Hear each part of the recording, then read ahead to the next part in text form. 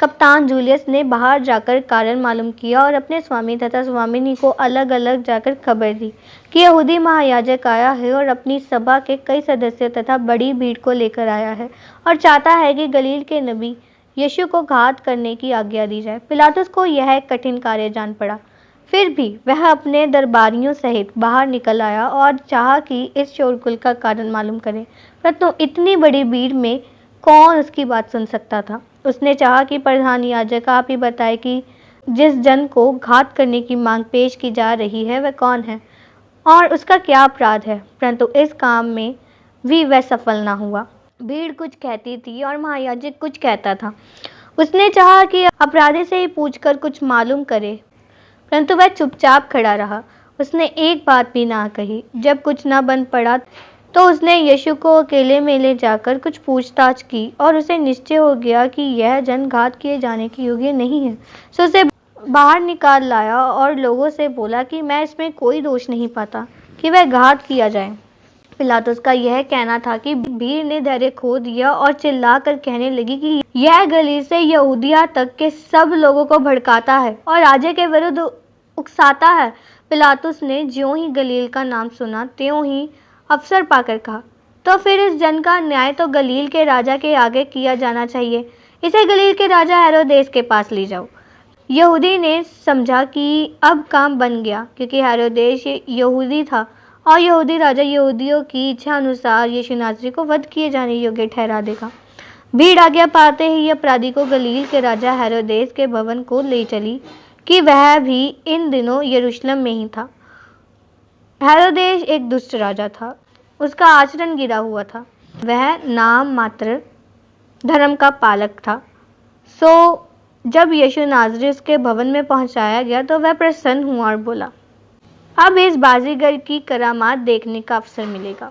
उसने यीशु नासरी को अपनी करामात दिखाने को कहा, परंतु यीशु ने ऐसे दुष्ट जन से बात करने भी उचित न जाना।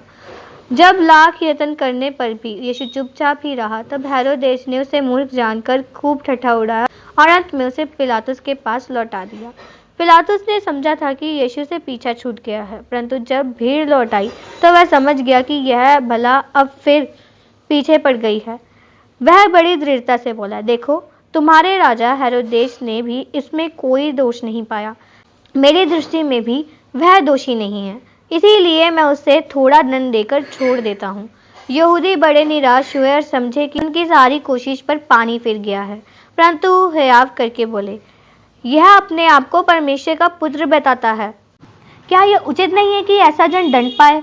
यह सुनते ही पिलातुस कुछ घबराया। वह रोमी था और रोमियों का विश्वास था कि परमेश्वर कभी कभी दीन भिखारी मनुष्य के वेश में आकर अपना रूप प्रकट करता है।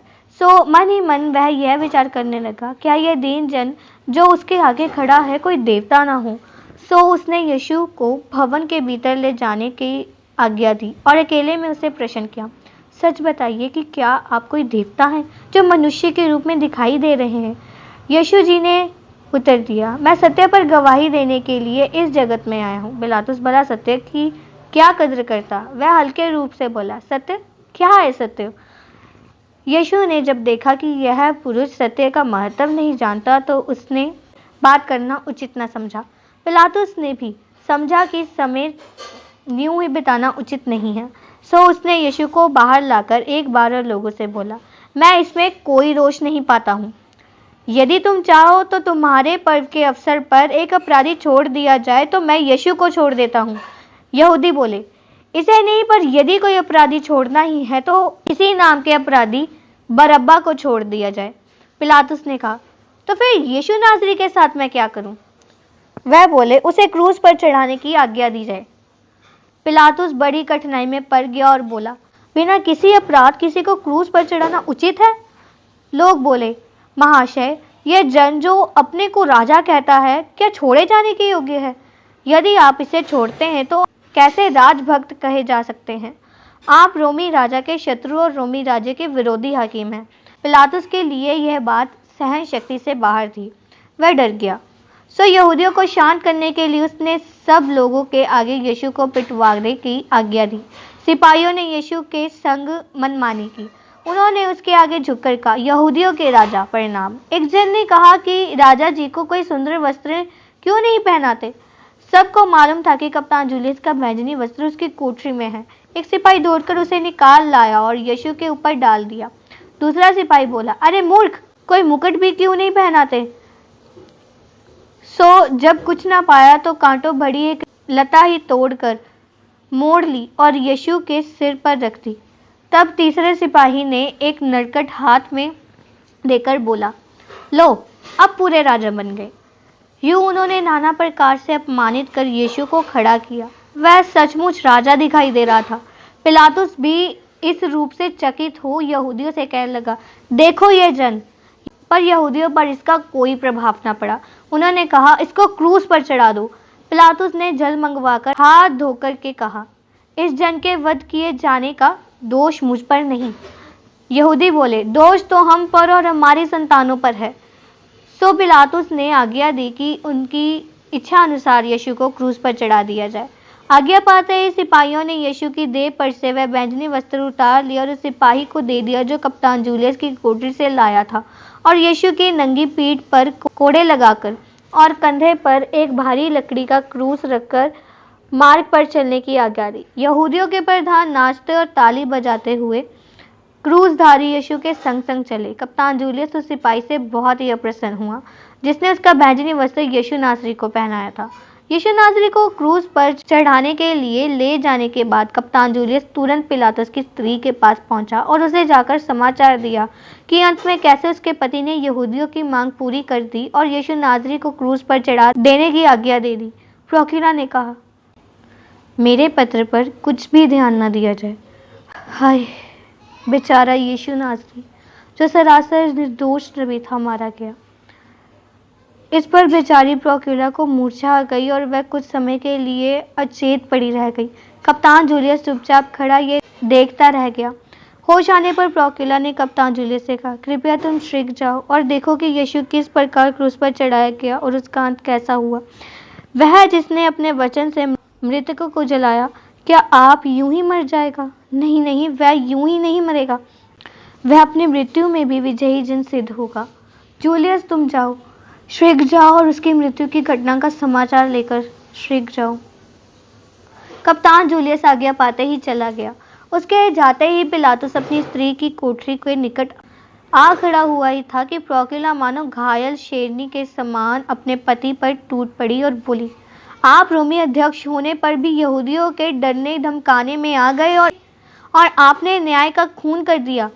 उस बेचारे निर्दोष नबी को जिसने केवल दया और प्रेम के कार्य किए और रोगियों को चंगा किया और भूखों को भोजन करार परमेश्वर का ज्ञान देकर बुरे मार्ग से निकालने और स्वर्ग में प्रवेश कराने का मार्ग दिखाया, उसी जन को क्रूस पर चढ़ा देने की आज्ञा दे दी। देखिए, आज से जगत के अंत तक यीशु की कथा कहते हुए क्या यहूदी क्या गैर यहूदी आपको धिक्कारेंगे। आपका नाम घृणा से लिया जाएगा। आपके अन्याय को स्मरण करके लोग आप पर थूकेंगे। पिलातुस, मेरे पति पिलातुस, मेरी बात को भूलना मत। आपने अपनी कब्र खोद ली है और यही यहूदी जिन्होंने आज आपके न्याय की प्रशंसा की है, कल आपको आपके इसी काम के लिए दोषी ठहराएंगे और आप रोमी सरकार के आगे एक कायर और डरपोक अधिकारी ठहराए जाकर अपने पद से हटा दिए जाएंगे। आपने आज के दिन मेरी बात पर ध्यान न देकर मुझे नहीं परंतु अपने आप को अपमानित कर दिया है। प्रोक्युरा की बात पिलातुस के मन को छिद गई। वह मूरत के समान खड़ा रह गया। उसके मुंह से एक भी बात न निकली। उसे इस बात का ज्ञान था कि उसने सत्य का खून करके अपने पैर पर आप ही कुल्हाड़ी मार ली। वह उल्टे पैर अपनी कोठरी में चला गया और अपना मुंह छिपाए हुए अपने पलंग पर जा लेटा। उस दिन प्रोक्युरा और पिलातुस दोनों ने भोजन नहीं किया। यीशु को क्रूस पर चढ़ाने की आज्ञा दिए हुए लगभग 3 घंटे हो चुके थे। कप्तान जूलियस अभी तक लौटा न था। सारे नगर में सन्नाटा छाया हुआ था कि बाहर झांकने पर पिलातुस क्या देखता है कि बिना सूर्य ग्रह के सूर्य का प्रकाश धीमा पड़ रहा है और बात ही बात में सारे देश के ऊपर पूर्ण अंधकार छा गया। पृथ्वी डोलने लगी। पिलातुस का भवन इस प्रकार हिलने लगा कि मानो अब गिर ही जाएगा। उधर प्रोक्युरा भी डर के मारे बाहर जा खड़ी हुई। पिलातुस ने घबराते हुए अपनी पत्नी को पुकारा। उसने कहा, घबराओ मत, कुशल से हूँ। यह हो क्या रहा है? आज क्या ही जगत का अंत हो जाएगा।